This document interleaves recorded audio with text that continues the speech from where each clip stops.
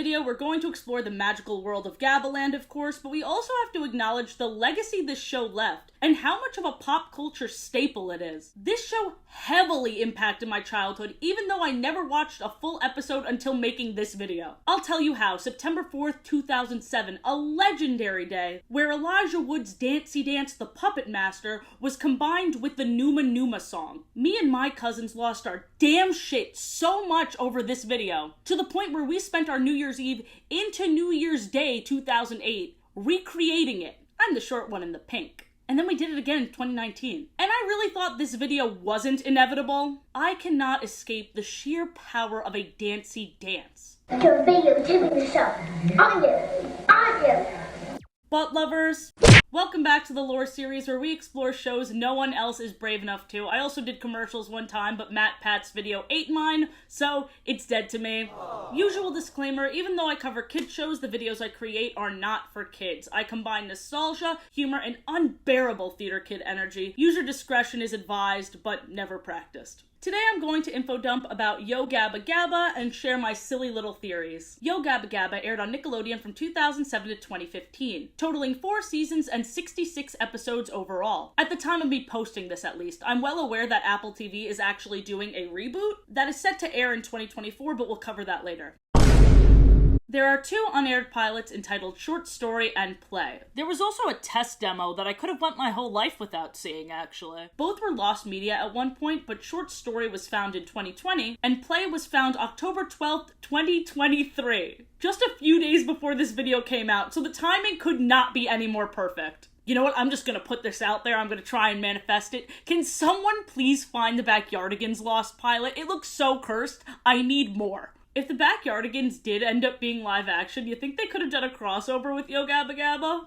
Can you imagine? Anyway, let me read you my notes while watching these first 2 pilots. It was really interesting to see the doll prototypes. They changed a lot, and definitely for the better. The alive mascot characters, on the other hand, all pretty much look exactly the same, except for Fufa, who has a way more, velvety appearance. So even though this was unaired, Julius was technically the first Dancy Dance guest. This monkey is art by Paul Frank. Julius was a huge clothing staple in the 90s and early 2000s, and this really sets the tone of how random these cameos are gonna be. After we discuss these pilots and the Aquabats, we will discuss the format of this show and the recurring series within this show. One of which is Super Martian Robot Girl, but the pilot shows that before they landed on that idea, there was the Bat Commander, leader of the Aquabats, with the jingle, "There's a slight chance he can save the world." And can I just say, I like this way more than the Super Martian Robot Girl, but it is way scarier. I understand why they landed on this cutesy cartoon over this, but I wish they didn't. Also, the stop motion section of the second pilot, Play, is weirdly haunting, even for Yo Gabba Gabba. It feels very Don't Hug Me, I'm Scared-esque. As much as this pilot is a rough cut, it's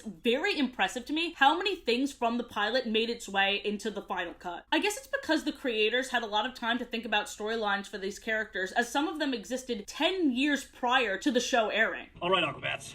I know there's a lot of delicious food in here.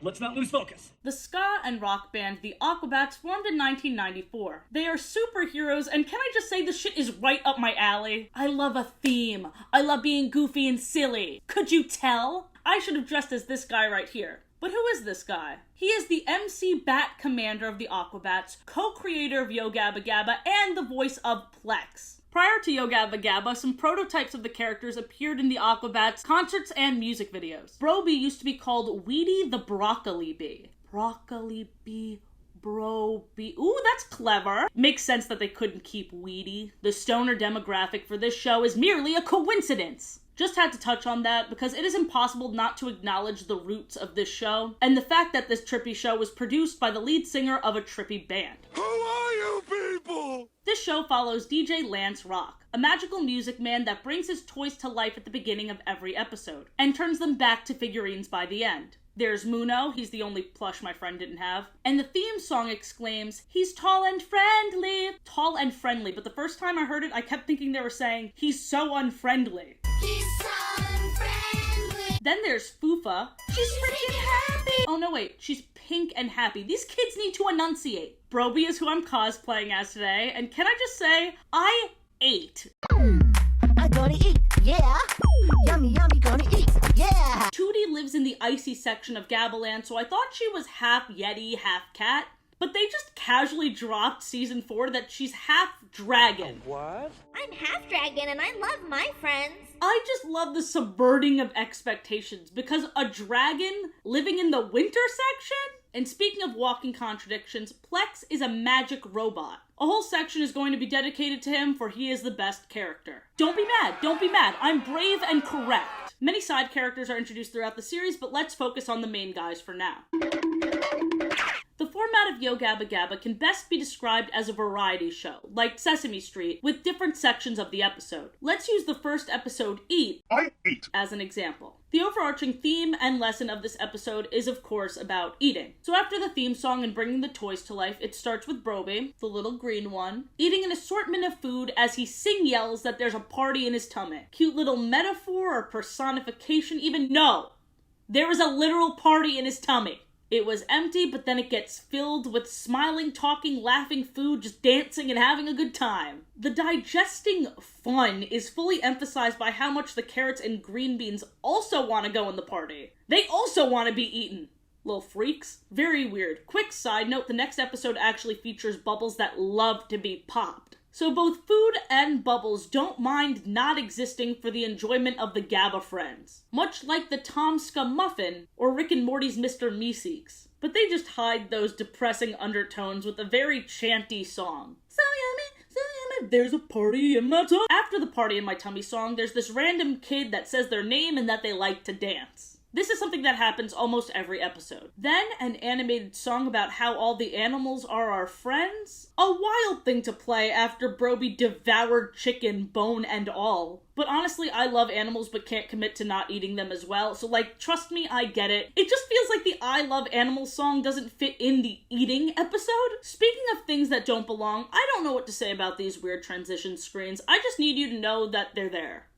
Okay? Then we are finally back to the main plot. The crew is getting snacks to eat distributed by Plex and DJ Lance. This is the first time we've seen Plex's magic. He beamed down the food that DJ Lance had for all of his friends, and Plex gave DJ Lance an apple. Notice that we never saw an apple anywhere in the beginning of this scene, which means for a fact that either Plex was given this apple earlier and held on to it to give to DJ Lance at this moment, or he made an apple from scratch. And I'm leaning towards that theory because the apple looks very fresh. Plex also doesn't need to eat, what with him being a robot. Then there's the Dancey Dance, Elijah Wood's Puppet Master, classic. In this section, a guy named Mark teaches us how to draw in a very Blue's Clues minimalist crayon way, but it gets a little sillier. A potato bug on a skateboard. Also more on this guy later, he's a legend. During the Try It You'll Like It song, there's this hypnotic repetition. We see Muno and Fufa's eyes swirl. And then they exclaim that they like it. Do they actually like the food, or were they pressured to like the food? An animated story is read, and then they recap what they did today in the form of a remix dancey singy thing. And finally, DJ Lance returns them to their resting state and puts them away. Other sections of the show not featured in the first episode is the Super Music Friends Show, which is featured in every episode from season 2 onward and features some of the weirdest musical cameos. Cool Tricks is another section, pretty self-explanatory. People show off cool tricks. The coolness of these tricks vary. Oh cool, a spoon on your nose. That's epic. There's recurring story times like Moochie and Pootie and Super Martian Robot Girl. Moochie and Pootie, for whatever reason, is so charming to me. I love their characters and their world so much, I wish we got more of them. I kind of just wish this was its own show. Super Martian Robot Girl, on the other hand, saves the day with the power of common sense and basic empathy. The reason no one will dance at your dance party is because you don't have any music. Biz's Beat of the Day was one of my favorite sections. Biz Marquis was so charming, and I love that he ended his section with a little spin. Bye-bye! Rest in peace to Biz Marquis. I wanted to put Lance's tribute to him over here. It's really sweet, and it really goes over his legacy. I didn't realize that Biz Marquis also joined Yo Gabba Gabba on their live shows. That's really cool.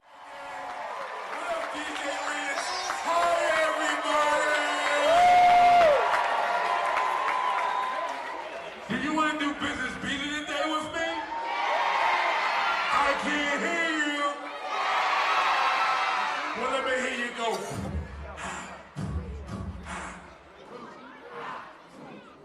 The characters also hosted their own games. Guess the color Brobee's thinking of, imagining with Muno, matching with Fufa, listening to sounds with Tootie, making funny faces and learning dances with DJ Lance, and lectures from Plex. It's fun to brush your teeth. It's fun to brush your teeth. It's fun to brush your teeth. And this is how you do it. Plex's TED Talks always had the same tune. It's fun to wipe your ass. It's fun to wipe your ass. It's fun to wipe your ass. And here's how you do it. Like I said earlier, a lot of the songs that they keep bringing back tend to be very repetitive, and they feel almost hypnotic. And lastly, Knock Knock Jokes of the Day started in season 2. I'm ashamed to admit it, but some of them made me laugh. Not the jokes themselves, but like the faces they made at the end. Plus, Tom from Odd Squad Jump Scare. Haven't thought about that show in a hot minute. This world truly revolves around them and their lessons, so much so that forcing logic on it actually hurts my brain. Then, I don't know, don't. Wow, that would make a really interesting video, thanks for that. In the third episode, Fun, there was already another There's a Party in My Tummy song. And this time we see Brobee, Fufa, Tootie, and Muno's stomachs. They all have one except for Muno, who has 3. But then in episode 20, Muno is seen with 1 stomach? So either his other 2 stomachs are retractable or disappeared, or this is not our original Muno. We went off the rails so early on. In season 1, episode 5, Sleep, the whole episode revolves around them settling down and relaxing and, well, going to sleep. Which feels like a weird lesson to wake them up in order to teach. Also, all of them having blankets with their faces on them is such a power move. I want that. Good night, Athena. Good night, Athena. Over in Muno Land, rocks and scenery are coming to life, just to sing to Muno and give him advice to think happy thoughts to drift away to sleep. I think an overarching theme is that if the things that happened in this show happened in any other show, it would be slightly threatening. Don't cry. Season 1, Episode 9, Scary, shows Plex turning the lights back on with a light switch in his charging port. Their world is half machinery and half magic, just like he is, and yet he still doesn't get his own section. Another example in this episode of their silly world being made for them is the food looking out for the characters. Usually they beg to be eaten, but this time when Brobee dropped his food and was about to eat it, the food exclaimed, "No, I'm dirty!" No, don't put me in your mouth. I'm filthy. I'm disgusting. So what happened with the dirty food that they couldn't eat? They exclaimed to Plex, "Take me to a better place." Now, Plex, take me to a better place. And Plex puts the bread in his robot stomach, which I can only assume is an incinerator. The only party you'll be going to is in hell! In the season 2 episode Birthday, balloons and confetti fall in the air above DJ Lance. And a voice was also heard cheering. Lance then says, "Shh, come on, room." And we see a giant face floating above DJ Lance's head. Just floating in this white void. The room itself is alive. We barely ever see it, but it's alive. It's fun to brush your teeth.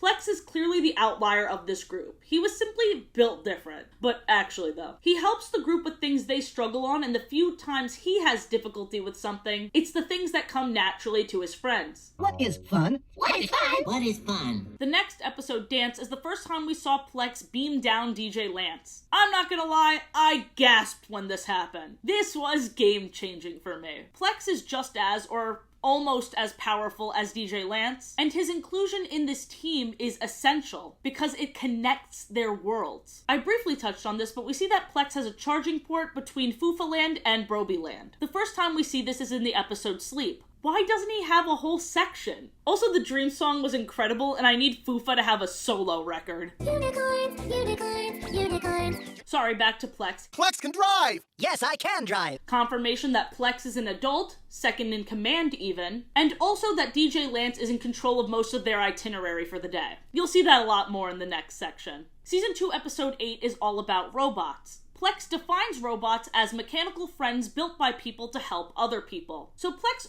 fully acknowledges that his purpose in life is to help. And another line DJ Lance sings in this episode reveals that he was the one that programmed and created Plex. In the Season 2 episode Talent, it is revealed that Plex has this stretchy arm ability, a power we've never seen him use until this very moment. Humble king. Also, seeing this right after I covered Team Umizoomi, God, I got deja vu. Plex doesn't only use his beaming power on DJ Lance. Plex was trying to beam DJ Lance back to his regular size, but accidentally hit brobee, making brobee big. And in Season 2, Episode 15, Ride, Plex used his beaming power on himself, essentially being a built-in teleportation machine. In this episode, it was also revealed that he can feel pain. Ouch, that hurt. Speaking of pain, as I mentioned, Plex cannot eat, but he is tasked with teaching them restaurant manners in the episode Restaurant. Table for 5? 1, 2, 3, 4, 5. Yes, there are 5 of us. And you're all here? Yes. In Season 3, Episode 3, Barbara the Moth Thing gave them all medals for going to the top of the mountain. Except for Plex. What the fuck? He made it to the top of the mountain too. Why doesn't he get a medal? He's already medal. He doesn't need one. Ha ha ha ha ha. Let's be nice to the robot guy, okay? In the episode Pets, they all get pets except for Plex. Why do they keep leaving him out? And in the episode Baby, DJ Lance showed all of them videos of when they were babies, except for Plex. Maybe he never was a baby, it's very unclear. And the existence of his niece makes this even more confusing. Plex is left out of everything except when they need him to mediate. I mean, he did say he was there to help, but can't help but think his feelings get hurt more than he's letting on. I do think there's a reason he's not included as much, but stay tuned for that. Remember the episode where Plex asked what fun is? Even before Plex is pondering a fun, DJ Lance exclaimed, "I don't think Plex knows what fun is." I'm not sure if Plex the robot knows what fun means. Which sounds like a huge roast, but he ended up being correct. Did this only happen because DJ Lance put the thought out there? In Season 1, Episode 8, DJ Lance can fly. This isn't a one-off gag also, he does this throughout the series. In the same episode, he was also seen fixing Plex after a snowball was flung at his head. I got hit. You killed him! The Plex disrespect continues. There was another episode where Brobee was trying to start a mosh pit and threw Plex to the floor, and then they had to teach Brobee the really important lesson to, not assault your friends. Why is it always Plex? But it's nice to see that at least DJ Lance has his back. A lot of people ship DJ Lance and Plex. I didn't know where else to drop this information, but if I know, you have to know too. And I have to speak my truth. I kind of see it. They're the dads of this group. It makes sense. It makes sense. Back to his abilities, DJ Lance has changed the weather and scenery of the room, making the leaves fall, making it snow, making it night, drawing a road, giving them an ocean and a mountain. DJ Lance seemingly has the most control of this space, the space of course being Gabba Land. This is where 99% of the series takes place, so he really does create most of the story. Very unsurprisingly. I mean, they are his toys. But the flexibility of this universe is still worth talking about because it's fun, damn it! I will see people click on my videos and then be surprised when I talk about a series this in depth. What did you think you were gonna get when you clicked on this face? In the episode Car, DJ Lance drew a road, and Brobee almost got hit by a car when he ran after his ball in the street. He then got lectured about looking both ways, which doesn't seem fair because there usually isn't a street there. And no one gave him a heads up, so how was he supposed to know? That is not innate knowledge. Dude's like 4, give him a break. Aside from terraforming and other casual godlike abilities, DJ Lance is seen asking silly questions to the inhabitants of Gabba Land in order to teach them. In the episode Together, he asks Brobee if he knows where his eyes are, and the little dipshit doesn't. So he puts on some educational programming for everyone except Plex, because he knows this shit already. Something really fun about watching developmental programming as somebody who I would say is mostly mentally developed, not to brag or anything, but the lessons are so funny, you forget kids need to be taught this. I forgot there was a whole Don't Bite Your Friends episode. Whoa, stop! Was that the bite of 87?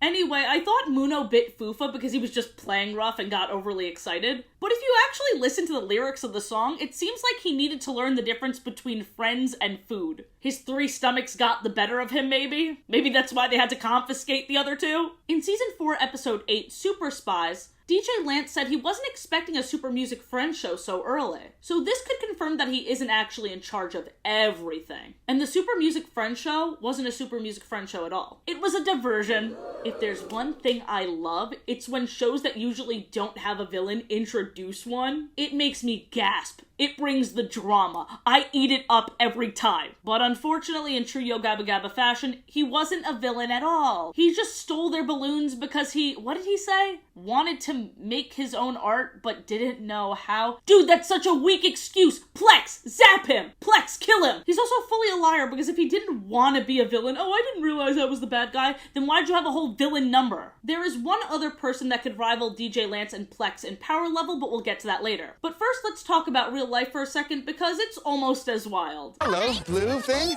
yellow, robot. In this section, we're going to be talking about some wild cameos on the show and some of the career journeys of overlooked guests. We're also going to talk about Yo Gabba Gabba on other shows and their TikTok. So first, the cameos that stick out the most are some of the big names. Some are unsurprising, like Jack Black, because as funny as he is in shows and movies for an older crowd, he is no stranger to kids' entertainment. He hosted the KCAs the most, and he killed it every single time. I am in love with this man. He is one of the few people I parasocial over, okay? Fuck it, I'm talking about his entire episode. Season 2, episode 17, New Friends. Jack Black has a flying, talking motorbike, but is afraid of everything in Gabbaland. He comes around very quickly and befriends all of them. When he sees DJ Lance towering over them, he is very freaked out, but is comforted by the fact that they are all friends, right? I'm just really glad you're all my friends.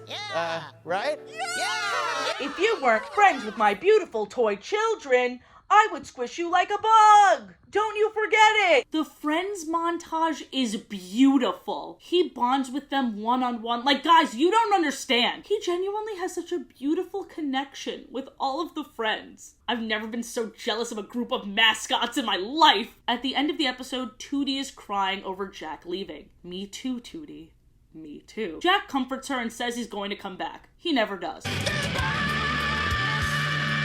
So like I said, Jack Black is unsurprising. Weird Al being the ringleader of a traveling circus, unsurprising. But let me name a few more musical cameos. Solange Knowles, MGMT, Weezer, The Flaming Lips, The Roots, and My Chemical Romance. I just love the fact that there is a kid out there whose emo awakening was on Yo Gabba Gabba. Every snowflake's different just like you. First you're just a snowflake being different and shit, and then you're savior of the broken, the beaten, and the damned? That's a lot to put on just a confused little emo kid trying to watch Yo Gabba Gabba. There's so many more mainstream guests like SNL comedians, actors, and other celebrities, but now I want to focus on the people on Yo Gabba Gabba where you don't even know how famous they are at first glance. Mark, who does the drawing section, has a very impressive resume as a musician. To name a few things he helped create the music for, there's Rugrats and All Grown Up, as well as Crash Bandicoot, Clifford the Big Red Dog, Halloween Town, Regular Show, The Last Man on Earth, Summer Camp Island, Tiger King, and Our Flag Means Death. He did all of that, and here he is on Yo Gabba Gabba teaching kids how to draw. Literal legend. Another career journey that surprised me was the duo Smoosh. I mean, not to sound like an asshole, but I will be sharing my very harsh snap judgment. I was convinced based on this performance that they fizzled out. But Smoosh is now called Chaos Chaos. They are very popular, and their music was featured on Rick and Morty. And I've listened to their music before, and it's awesome. Their performance being immortalized on Yo Gabba Gabba, and seeing what they're up to now is just a testament to their growth, and I think it's really cool. Nickelodeon was so head over heels for Yo Gabba Gabba that they made them cameo in their tween shows as well. The whole cast of Yo Gabba Gabba was featured in the True Jackson VP episode True Goes to Paris, where they were being held captive. But DJ Lance assures us that they don't mind, and then we see what they were doing while being held captive, and it was just a whole lot of singing and learning and having fun. I mean, this makes sense because we know if they wanted to leave, they could have using Plex's beam magic. You see, this useless information does come in handy in this one specific instance. One of the True Jackson characters also, had a crush on Fufa or something? Hi, Fufa. I mean, it was funny, but also really out of left field. Also, how old is Fufa? Yeah, stop and think before you smell the flowers, alright? Anyway, the whole Gabba crew also distracted the bad guys by dancing with them. It was very cute. Yo Gabba Gabba was also featured on Big Time Rush twice. Once in the Halloween special that I mentioned in my last ranking Halloween specials. But to reiterate, Carlos Frankenstein was briefly turned into Brobee. Not much else to say, the whole bit lasted 5 seconds. But in the episode Big Time Cameo, they took on a much bigger role. There was an ongoing joke that Fufa, Brobee, and Plex kept stopping James and Logan from eating their set's food. So they're actors in this world. Actors? And also, they're way more pissed than we've ever seen them before. Eventually, they come around and share their food with the BTR boys. But it was after their 4th try. Like, damn, they were not feeling charitable this episode. Security! But that's all Nickelodeon. What I was not expecting to see was Yo Gabba Gabba briefly featured in WandaVision. I had to double check that this wasn't an edit, and it's not. It's in the show. Now, I've never seen WandaVision, so I don't know what the significance of this scene is other than the fact that it's fucking hilarious. Disney has so many kids shows they could have chosen, but instead they were like, no, we need Yo Gabba Gabba for this scene. To the point where they credited Nickelodeon and Wildbrain in the credits. I love the idea that Disney's just banging their head and shaking their fists at the fact that they didn't come up with Yo Gabba Gabba first. Also, this means that this show is canon in the MCU. Yo Gabba Gabba, assemble! Now, last up for this pop culture section, I want to talk about their TikToks because they are absolutely killing it. They were at Coachella. They know how to utilize a good Vine boom.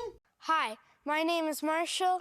They had a 2011 collab with Vans that they're promoting now for some reason, while Muno absolutely shreds. They are icons. It's clear that many people in the industry have a soft spot for them because either they were featured on the show, they know someone that was featured on the show, their kids enjoy the show. It's well liked because so many well-respected people had a hand in making it. That being said, the most depressing character in history also comes from the show. The first time I noticed Gooble was in Season 1, Episode 11, Greetings, and his presence immediately caught me off guard. He was just in the background crying, and no one checks in on him? His next appearance was Season 1, Episode 19, Love. Gooble is crying again and ruining the vibe, so Tootie yells at him to go be sad somewhere else. Google, go cry somewhere else. That's gotta be her cold-blooded side, because damn. Plex defends Gooble, but he also sounds defeated when he admits, yeah, Gooble is sad most of the time. He always cries. Google is sad most of the time, but we should still be nice to him. At this point, I thought Gooble might be sad because he realizes he's not part of the main friend group and people only hang out with him out of pity. Season 2, Episode 3, Games, poured more salt into the wound. Google was included in their game after much deliberation. Plex exclaimed, everyone can play. Even you, Gooble! Is that supposed to make him feel better?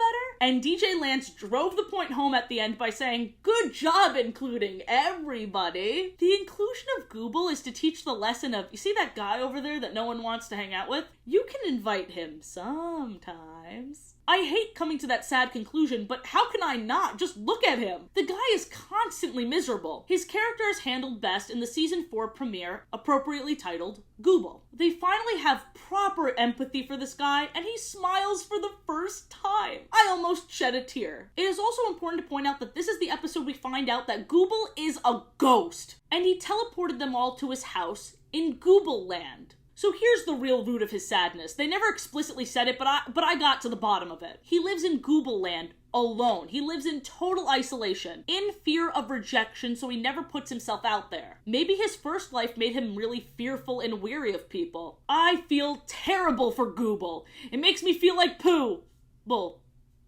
Bars. This would have been a great send-off to the character. You know, the end, he's happy. Or at the very least, if we see him sad again, we can be there for him, but no. In the episode Restaurant, Gooble is sitting alone and crying. Why is this detail necessary? It feels cruel. I love my family and they like me! During Paul Williams' performance of Rainbow Connection, we see many other Gabbaland mascot creatures. The two that really stuck out to me was this Foofa-like creature and what appears to be Muno's family. Little did I know they'd actually elaborate on these characters. First, in Season 2, Episode 13, Mystery, we are introduced to Foofa's big brother, Foofle. He's an Australian stoner surfer dude, and I hate to say it, but if I watched this as a kid, I would have had a crush on him. Also, I believe his hair is supposed to resemble palm tree leaves, a beachy equivalent to Foofa's flower. The very next episode, Season 2, Episode 14, introduces DJ Lance's little sister, Kimba, and Muno's entire family. DJ Lance took Muno's family out of a different suitcase, something we did not see for Foofle. Muno's family consists of his mom, And I love chihuahuas and Chinese noodles. his dad, his his older sister Chibo, and his baby brother Gogo. Okay, so now we know his species has physical differences. Males have bumps while females are smooth. But the weirdest choice wasn't that. It was actually when Muno asked permission from DJ Lance for his family to stay for the day. Hey, DJ Lance! Can my family stay and play today? The next time we visit Muno's family is in the season 3 episode Baby. For once, they didn't have the people or place brought to them. DJ Lance instead carried Muno and Brobee to Muno's parents' house. Muno's parents exclaimed, "You're back early from Gabbaland." They say this like coming home is part of his daily routine, when we see him being put in a suitcase at the end of every episode. Hold on to this thought. In this same episode, we also discover that Plex has a baby niece named Plexi. But we didn't see a baby picture of Plex in that one episode, so do robots grow up? Or do they stay the same age forever? Also, this implies that Plex has a sibling that procreated. With everything else Plex is left out of, I thought a family tree would be one of them. The last family member reveal is in the last episode, Day Camp, where we see Tootie's little brother, Keedy. So the only one with no confirmed family members is Brobee. That's kind of a sad way to end that section, but it's true. This world is 20 times more intricate than I thought it was. They built a whole society in the form of background characters. In season 1, episode 6, Happy, we learned that DJ Lance is casually best friends with a worm named Archibald. Archibald is a father. He asks Muno, a child he just met, to watch his kids while he goes to the store. These worm guys are all really obsessed with the fact that they're worms. My worm babies? I'm a worm! Thanks for watching my worm babies! Dude, you're a worm. We know your babies are worms. Why did you have to make that distinction? In season 2, episode 11, Band, we meet their band friends called the Yo Dazzlers. We are never introduced to these characters individually, but somehow the Yo Gabba Gabba wiki knows their names. I really don't know how though. Maybe it's a headcanon, maybe it was said in an interview or behind the scenes vlog. They didn't cite their sources. They also don't really have distinct personalities aside from just playing music, but their designs are really cool. Season 2, episode 6, Space, starts with DJ Lance saying the magic words, "Yo Gabba Gabba," to transform the space into the night sky. He then gave his friends a rocket ship and spacesuits, and is beamed down to join them on this adventure. DJ Lance is friends with the aliens on the planet Elec, and they exclaim that it's been a long time since he's visited. One of the only thing these aliens do is roast Muno for his skin being bumpy. You are bumpy, but our skin is smooth because we use lotion. Okay, unnecessary. And finally, in season 4, episode 5, Fufa and Tootie meet a mermaid who make them mermaids for the day. Before they left, DJ Lance exclaimed, "Have fun, girls. Be careful. And be back by dinner." Okay, I already figured he's like a dad to them, but this detail was just so cute. The mermaid's mom is a full fish serpent, and the whole underwater world is very cursed. Oh wow, an eel with an accountant's face. Thanks so much, I hate it. DJ Lance's Super Music and Toy Room.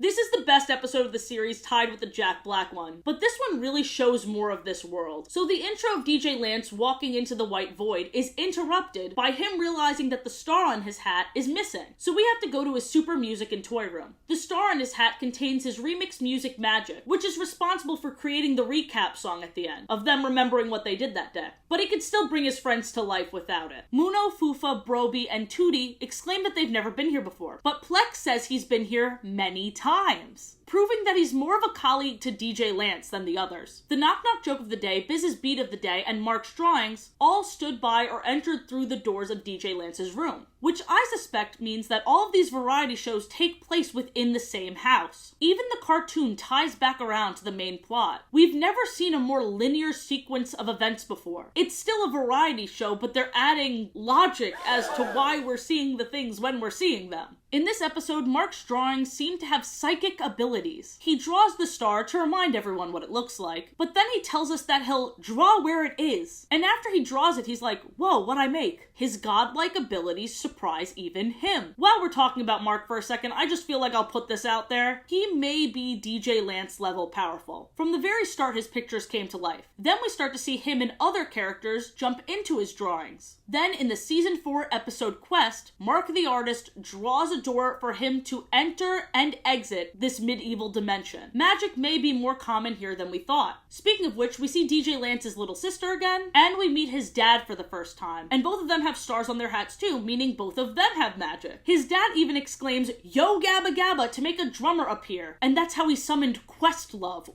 What is this show? I also wanted to point out that this and the season 4 Christmas special are the only episodes that end where he doesn't put the toys back away. He leaves them out. Like I said while explaining DJ Lance's super music and toy room, I believe this all takes place in the same magical house or apartment complex. Remember how in the season 3 episode Baby, Muno's parents exclaimed, "You're home early from Gabbaland"? And remember how the aliens of planet Elec told DJ Lance that it's been a while since he visited? These pieces of dialogue, mixed with Plex's unique relationship to DJ Lance, and the fact that he doesn't have a full area for himself in Gabbaland, makes me think that DJ Lance and Plex work together to teach different groups of toys how to act, how to be kind and thoughtful, and good members of society before releasing them into the world forever. Maybe not the world, maybe just this room. Letting them live out a full life on their own with him only dropping by occasionally, and not always returning them to a resting state. This could also explain the very little we know about the revival. All we know about the revival is that it's supposedly coming out in 2024 on Apple TV, and that DJ Lance is not coming back. I don't even know how this show will operate without DJ Lance. He was such a great teacher and role model, and I'll just say it, I'm sad. If there's one thing I hope for in this revival is that they keep the live action mascots. I think that's partially why this show is as iconic as it is. And I feel like if it were animated, it would stand out less. What a wild journey we went on. I sure hope you enjoyed. Shout out as always to my wonderful YouTube members, my Discord members, and I have a little surprise. I had to make this one a musical episode. This little ditty will not hypnotize you. Alright, see you in the next one. Bye! Can repetition help you learn?